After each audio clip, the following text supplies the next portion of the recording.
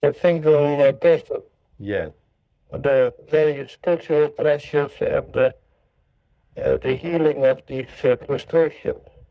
Yes. And then there was one by care, and you got to get and doing here for God. And the last one was by Alexandra, where she researched the anthropomorphic idea of God, and she needs from there to see God as a principle. Yes. So we had a very, very nice peaceful morning already, Yes. and we are now ready to explore these issues further with you. Each one has formulated a number of questions about their study. All right. Start with Faith. Good morning. Hello, Faith. I divided should and shouldn't into compulsion, forgiveness, and inspired living. Compulsion, forgiveness, and inspired living. Right. With definitions of compulsion, all efforts at covering up our resentment, Yeah. hiding them. The compulsiveness is the better word. Compulsiveness. Oh, okay. Yes. Okay, good. I'm going to go directly to the question. Yes. Yes.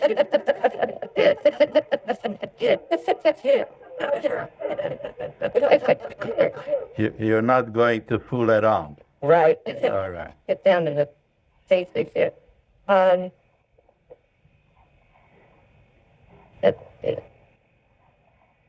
I guess one of the things that I talk about is spiritual selfhood. Yes. And I was wondering what the meaning of spiritual selfhood is. What the meaning of spiritual selfhood is? Well, that is our reality. We are not what we seem to be. We are non-dimensional units of awareness, living souls, hid with Christ in God. And that is our true selfhood, which is entirely separate from the appearance world. And it is of great importance and a tremendous blessing to come to understand it even just a little bit.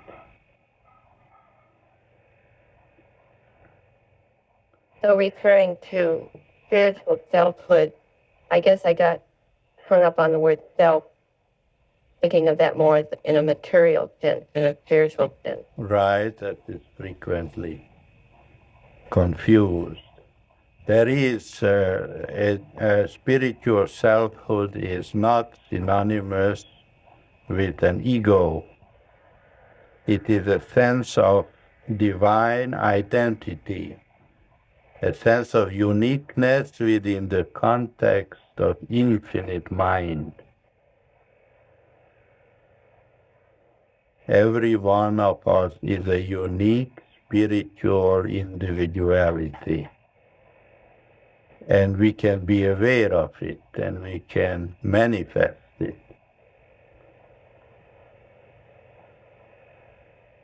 Also, I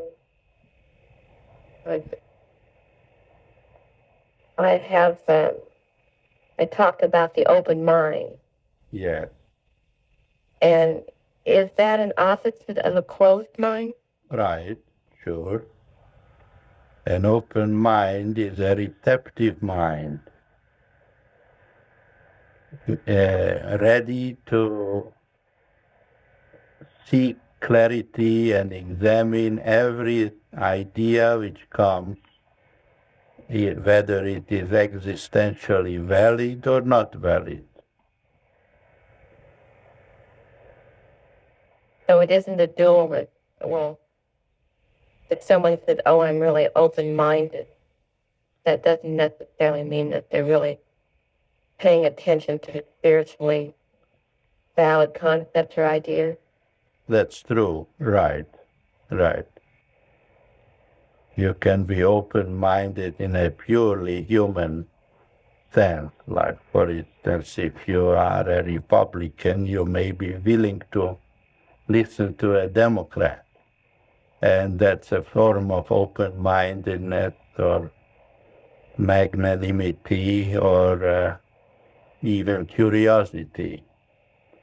But we are open-minded, that means we are receptive to the inspired ideas reaching us from the divine mind. In metapsychiatry, we speak more of receptivity. The Bible said, to them that received him, who gave he the power to be the sons of God. Do you know what that means?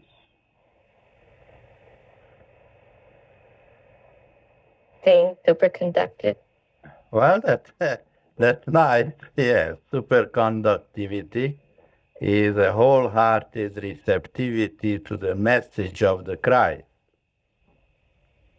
which then leads to the realization that we are all sons and daughters of God, the only Creator. And knowing this, not just intellectually, but existentially, gives us a great sense of assurance, which some people call power. The power to be the sons of God is synonymous with the sense of assurance about our spiritual divine identity. You clarify the meaning of assurance.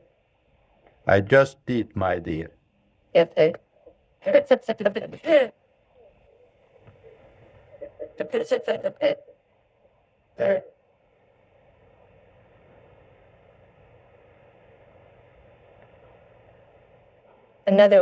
well, you just talked about the power. I put down that the only power we have is to turn to God.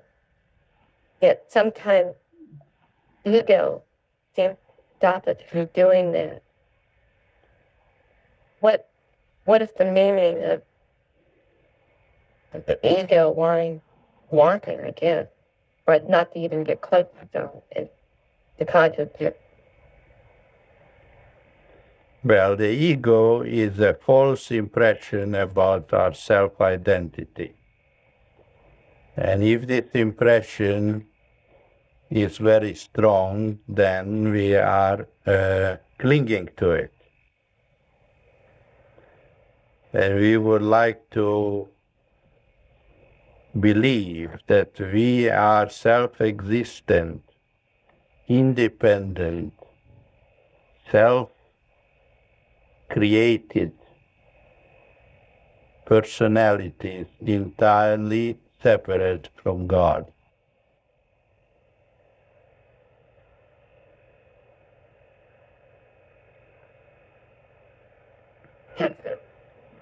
And one of my questions is, what is the meaning of the reluctance to give up blaming others? That's the ego hanging on to a... That's correct, Faye, yes. Blaming is a pleasurable pain. Kind of pleasurable. What? What did you... Pleasurable. It's a pleasurable pain.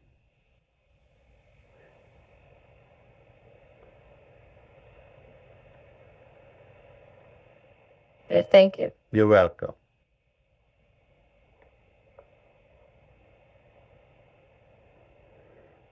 Good morning, Dr. Hora. This is Sandra. Sandra? Yeah. Yes, Sandra.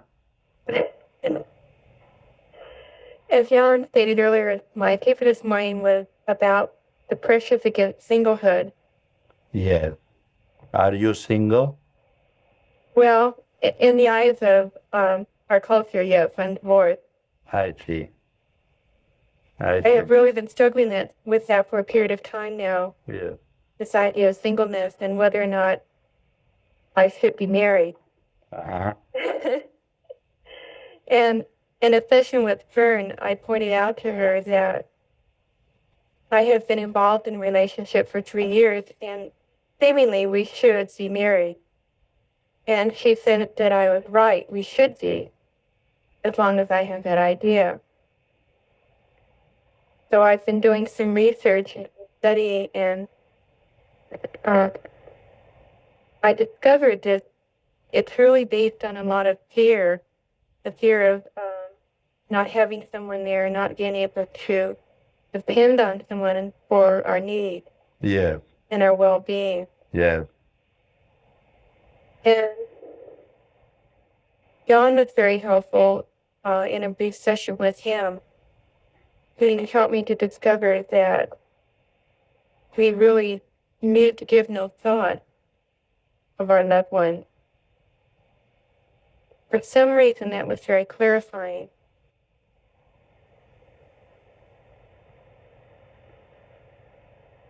And I've been thinking more about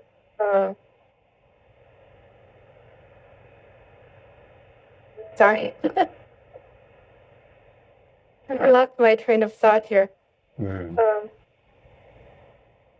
I focus more on our third principle of psychiatry and the idea of interaction, Yes. omni-action. Yes.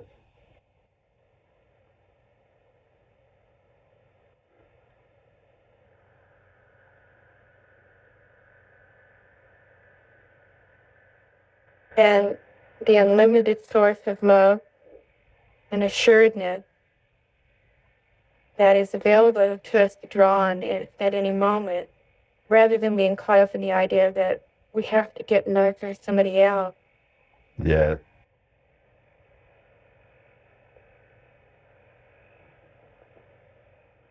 So one of my questions evolves around, could you please define the existential idea of marriage? The existential idea of marriage is that of joint participation in the good of God.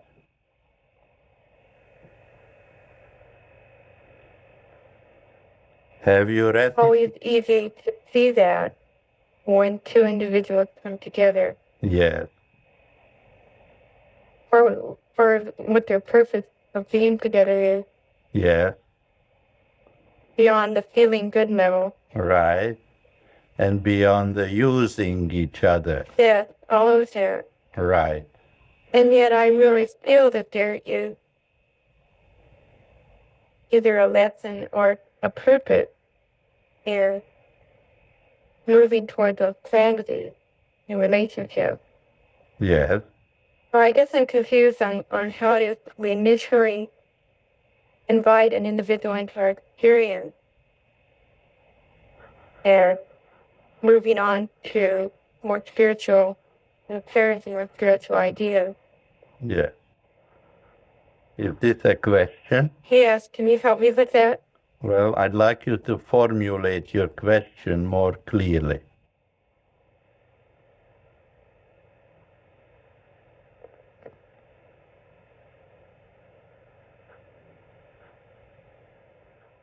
I don't know, maybe somebody else here can help me. What is the meaning of not knowing how to ask a question, Sandra?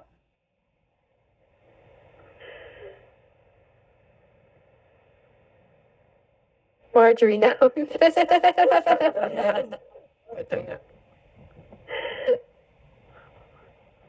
I think it has to do with embarrassment and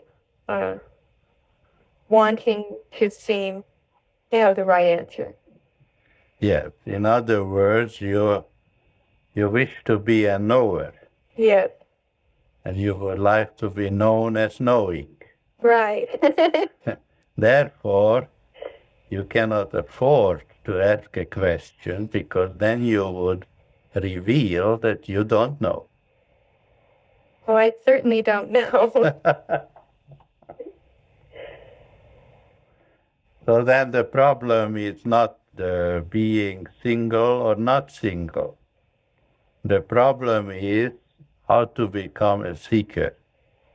Yeah. And not be interested or concerned with the other. Yes, it is conceivable that knowers, if a knower marries another knower, they may have a very hard time with each other. Was your former husband a knower? Yeah, and just says their children are geniuses. Yes. Yes. But there is something much better in life than being a genius.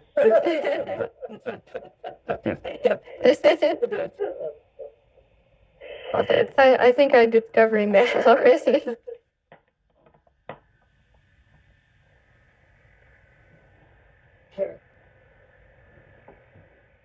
So I get the idea of loving really has to do with not whether we're alone or whether we're together. It has more to do with seeing an expression of spiritual quality. Yes, yes. And being here for God. Here. Thank you. You're welcome.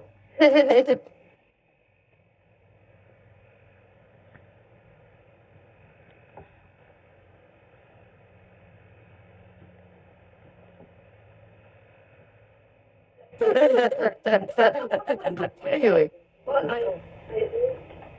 Dr. Hora, this is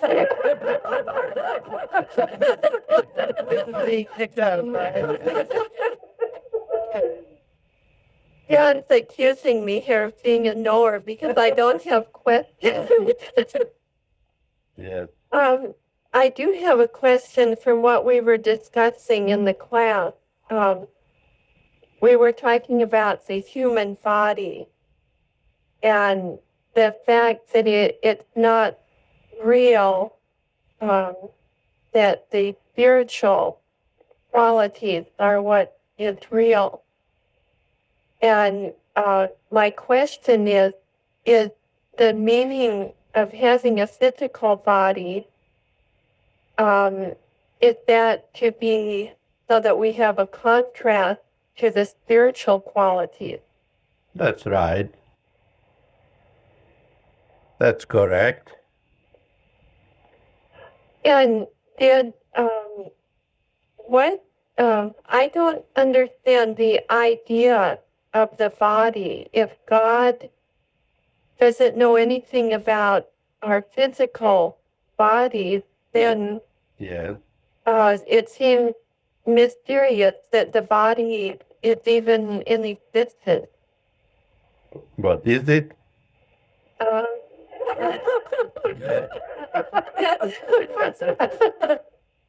No, it's not. Although it certainly looks like it. Yes. It seems like it had to come from somewhere. Where do illusions come from? The Sea of Middle Garden. Right. You see, the body is thought in visible form. Thoughts have a tendency to take on form or formlessness.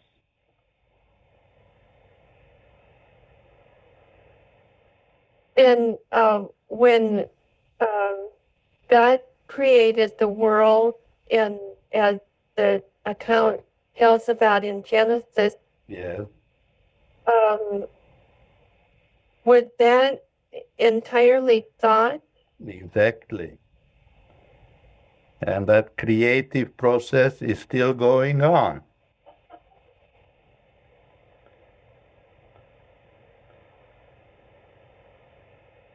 God created a non-dimensional universe.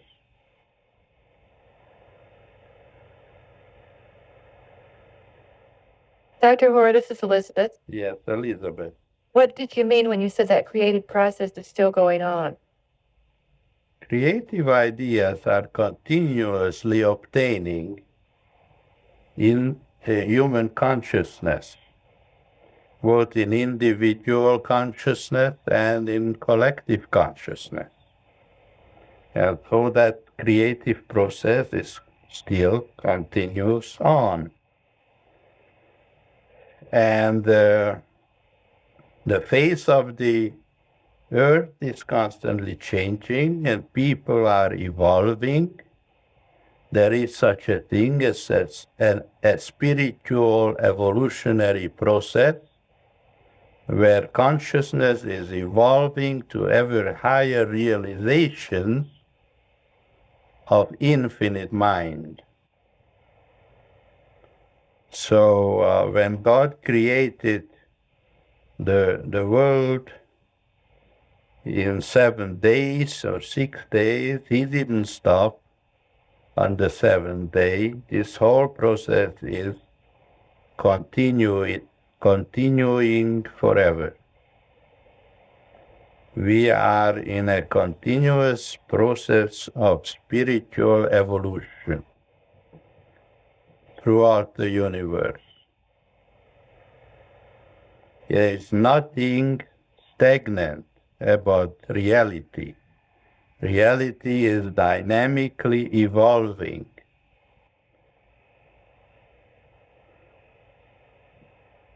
So the face of the deep is that in the sea of mental garbage, Yes. but in Hebrew it's called the tohu wabohu. Well, I don't know that. What is it? It sounds Indian. It's the second verse in Genesis. Yes, what does it say?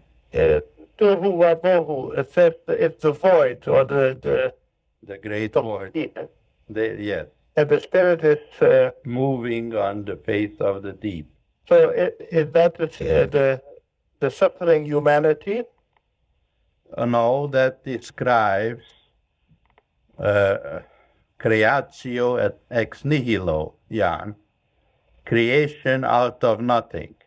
Yeah.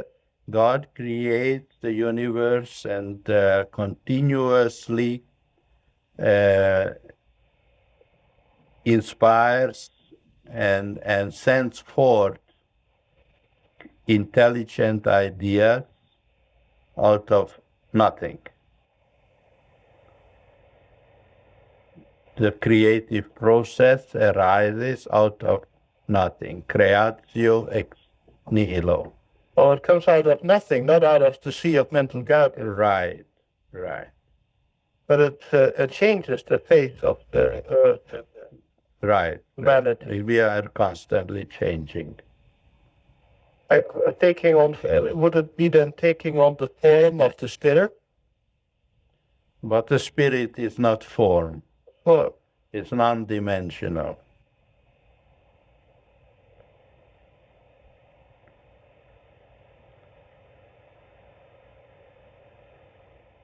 The creative process that's still going on then is reflected in our lives as we see things changing around us always. Exactly, and as we are being continuously spiritualized and continuously healed and elevated to higher levels of harmony, love, and wisdom.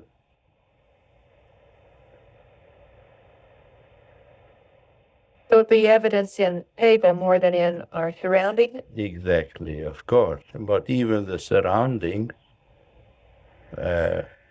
some of the surroundings are deteriorating and getting polluted and dying, of course, but that is the sea of mental garbage. But the spiritual consciousness is evolving into ever higher beauty and harmony and perfection.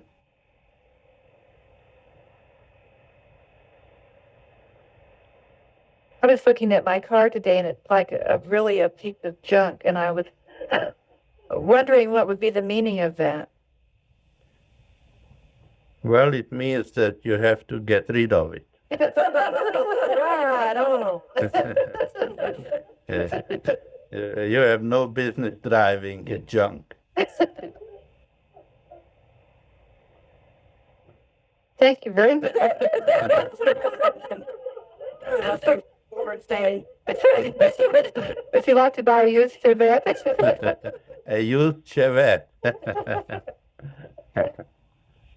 I'm not in the market for it.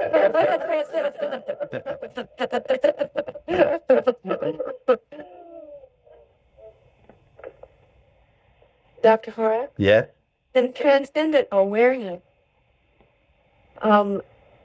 has the quality of allowing us to realize that we have the piece of junk, but not getting tied into how am I going to pay for this, where can I find another one, or what am I going to do? I think that's where I always get drawn back. Who is talking now? It's a Jenny. I'm the Ginny, yes. Jenny of the rubber band. Ginny of the rubber band?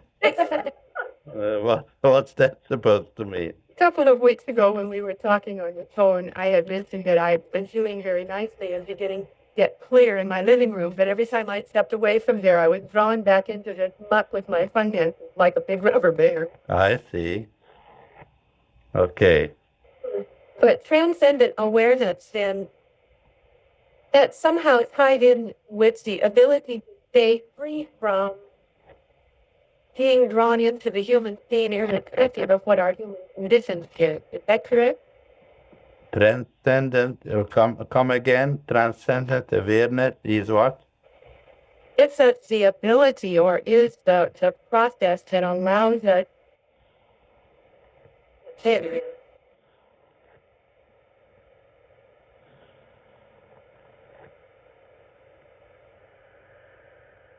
we can continue in our human condition without being terribly impressed by it. But if we understand transcendent awareness, I guess what I really want to know is what is transcendent awareness, and how is that helpful to me in my daily life? So you want to know. But first you pretended to know already and give a definition, right? I always have. What would be the meaning of that? Another knower? Yes, it is a form of wanting to be a knower, but I began to understand that when we were talking at the Puriform seminar the other day, when Kern brought up the idea that the fantasies of our self-image are in some way, sometimes a way of covering up the things that we feel so embarrassed of or were enraged about seeing ourselves deprived as children. Yes.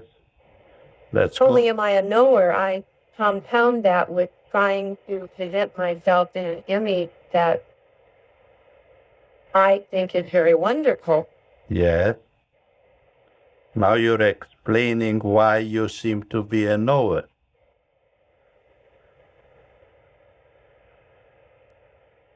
You asked me if that's what I thought I would do.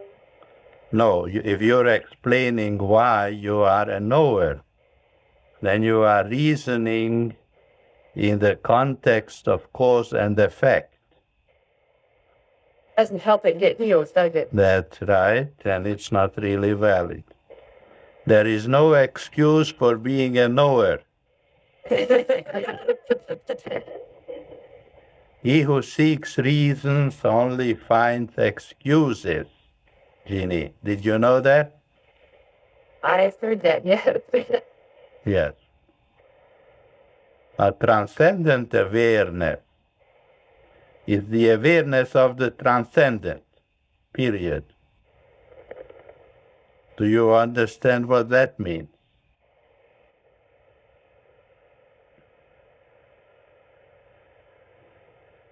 Transcendent is like when you talked about the Christ being the enlightenment and Jesus was the enlightened man.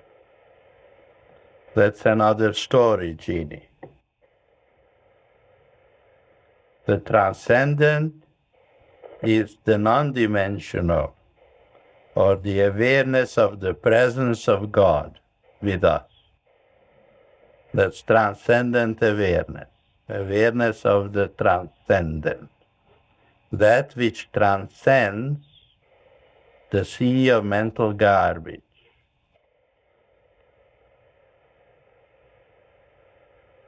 Has the transcendent awareness. it isn't really possible to understand that until I am willing or able to give up what I see myself as care. Now again, you are giving us a lecture.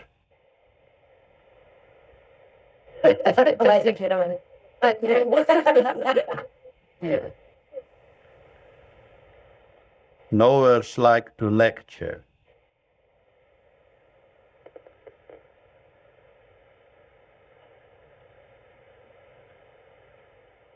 I know that so, and I do that all the time. I seem to have no other way be. Well, what is the alternative to being a knower, Jeannie? Learn to seek. Being a seeker, right. What does it take to be a seeker?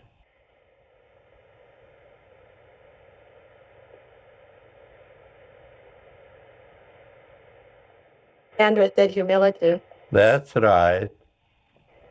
That's what it takes. Mental humility.